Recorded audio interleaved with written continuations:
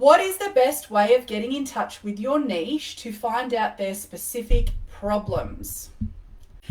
It's super relatable, right? You want to know everything about your niche, and you have been taught that you've got to go out there, find them, do market research, ask a whole bunch of questions, and guess what? That crap is not true. It's outdated, and it actually makes you look like you don't know what you're doing. I would encourage you to stop asking your target audience questions for market research. You look like you don't know what you're doing. Now you might say, well, I don't know what I'm doing, right? Okay, that's fine. But we want you to show up as a leader, because you are a leader and you actually do know what you're doing. It's just that you've been told that the pathway is you're comparing yourself to what you think you're supposed to look like instead of coming into your own greatness, because you already are a leader relative to the problem that you help people with. So here's the thing. The old niche stuff about what do they have for breakfast, how are they feeling, are they in a relationship? Unless you're a relationship coach, that's irrelevant. What do they read in the mornings? What do they watch on TV? All of that crap is outdated. In fact, asking questions and doing market research is outdated. And here's why. You and every single person on this planet have everything you need already within you. And the purpose of asking yourself quality questions, or having a mentor ask you quality questions, is it brings from the subconscious to the conscious mind what's already within you. It shines a light on what's currently sitting in the dark. And the reason that I know that you know the answers to what your audience wants and what their problems are is because you are your audience. You are a version of your target audience. And what I mean by that is you are a version of your audience relative to the challenge or the problem that you help them with. In fact, you can't help anyone unless you have experienced that particular challenge yourself. You learn through doing. That's how that's how the schemas in your brain work. So if you're sitting here going, but my audience is female and I'm male, so I'm not my target audience, please don't be superficial. It's not about tangibles. It's relative to the challenge. Now, equally, the symptoms or the vehicle for you versus them might be different. For example, at the fundamental root of what I do with my clients is teaching connection. But I teach it through the vehicle of business. But some of my clients teach connection through the vehicle of relationships. And they're men. So I'm not saying that your audience has the tangible characteristics. Please listen carefully. The void that you have and the challenge that you have experienced is how you serve your audience. And when you strip away all of the bullshit, all of the symptoms, at the root cause is the void.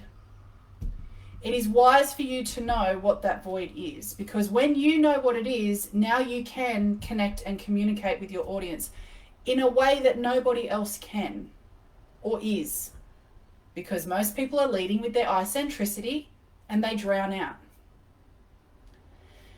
So it's really wise to know the quality questions to ask yourself, rather than your target audience, yourself, to first and foremost identify what is going on for them, what is the problem.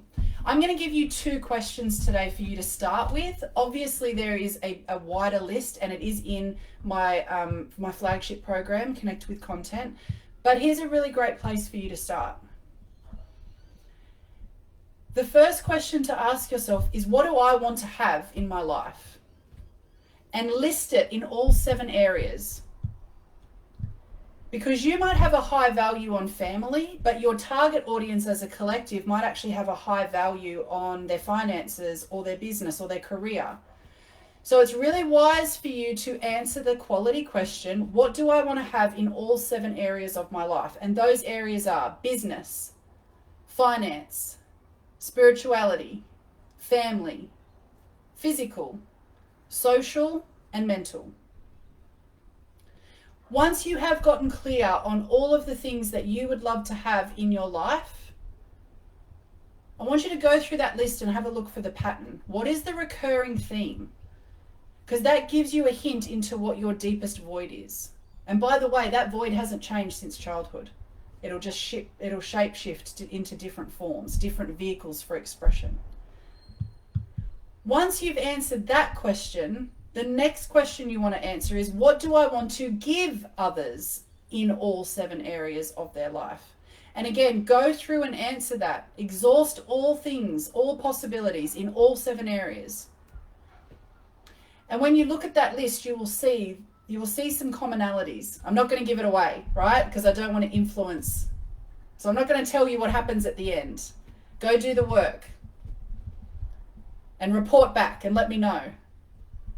But you don't need to go to market and make yourself look like you don't know what you're doing, because you actually already do. Regardless of if you've had 1 client or 100. You are your audience. But you're all of the versions beforehand relative to the challenge.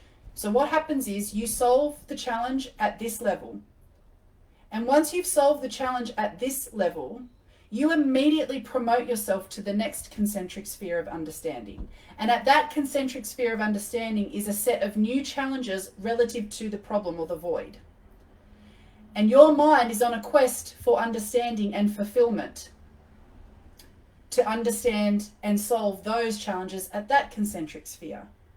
You do that and then you promote yourself to the next level, and so the pattern goes. So you are here relative to your understanding and ability to solve the problem or the challenge, and you are serving everybody else at every other concentric sphere before you relative to that problem. I'm not saying you are above people, I'm just saying relative to that understanding that challenge. So please go and answer those 2 questions, because what comes forward for you might surprise you.